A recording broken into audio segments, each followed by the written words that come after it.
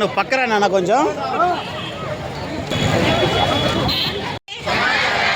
తెలుసుకున్నట్టయితే ఆ సమాచారాన్ని సంబంధిత అధికారులకు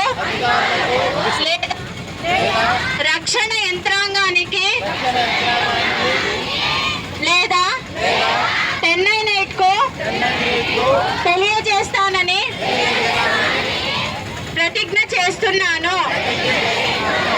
నా గ్రామాన్ని, నా జిల్లాని బాల్య వివాహ రహిత జిల్లాగా చేస్తానని నిండు మనసుతో ప్రతిజ్ఞ చేస్తున్నాను. Thank you.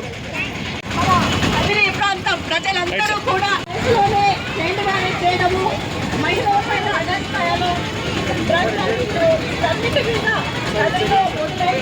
మన జిల్లా